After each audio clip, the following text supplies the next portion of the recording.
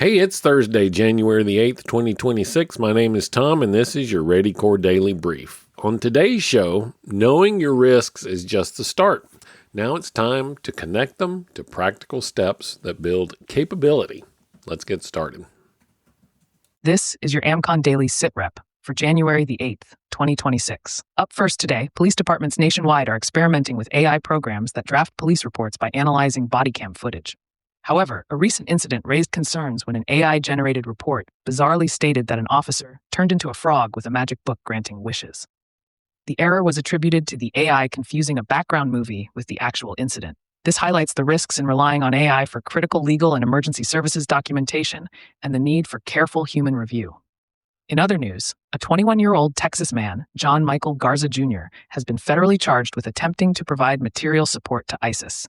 Garza allegedly supplied bomb components and cryptocurrency funds, believing he was aiding ISIS operatives. The investigation involved multiple law enforcement agencies, including the FBI and NYPD, illustrating the ongoing threat posed by lone wolf terrorists. Authorities urge vigilance and immediate reporting of suspicious behavior. Continuing on security concerns, an active terror threat alert has been issued for the Dallas-Fort Worth area. The Fort Worth Police Department is investigating a video threat circulating online, but assesses it is likely not credible and intended only to incite fear.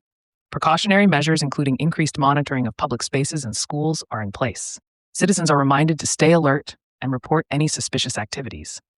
Shifting focus to privacy and legal matters, smart devices are reshaping search warrant laws. Traditional warrants targeted specific locations or items, but smart homes, vehicles, and wearables collect multidimensional behavioral data spanning various aspects of privacy, including spatial, behavioral, communicational, and inferential domains. Courts are now grappling with how to authorize these broad searches while respecting constitutional protections.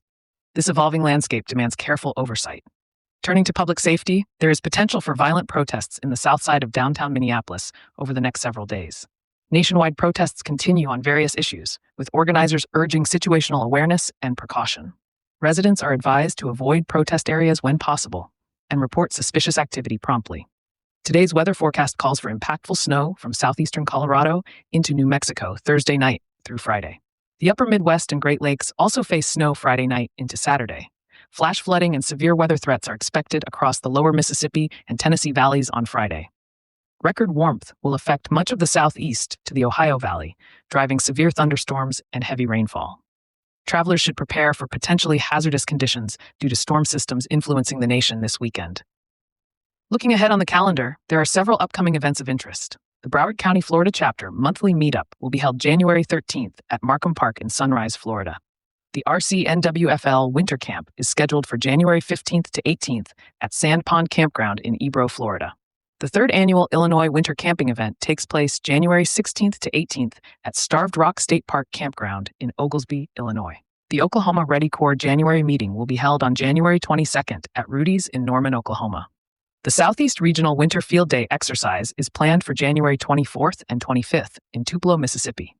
For those interested, these events provide opportunities for training, fellowship, and preparedness skill building.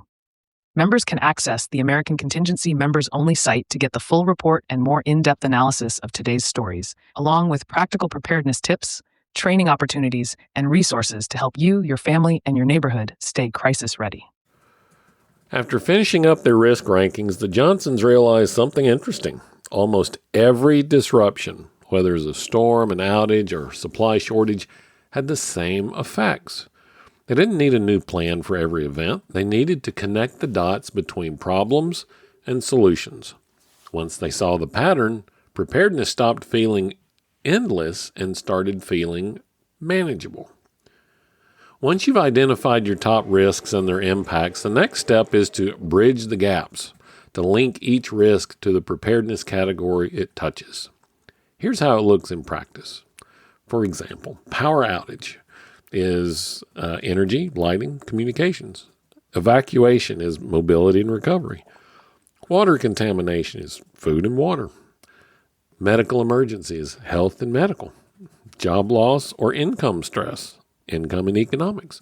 When you make these connections, preparedness stops being abstract and the categories they sound more real. It becomes a clear set of actions. Check the batteries, build a water plan, update your contact list, store extra fuel, learn first aid. This is where awareness meets capability.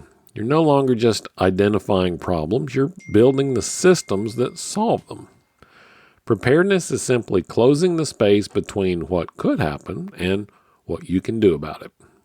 So tonight, look back on your risk list from earlier this week. For each risk, I want you to write down which preparedness category it affects most. That's your personal roadmap for training and improvement. Tomorrow, we'll wrap up the Assess Week with 5 bullets on how to stay aware, adaptive, and confident all year long. Thanks as always for listening to your Ready Core Daily Brief. If you're already a member, we appreciate you. And if not, it's simple to get started. Just head over to AmericanContingency.com. I'm Tom Rigsby. Stay alert, stay ready, and I'll talk to you again tomorrow.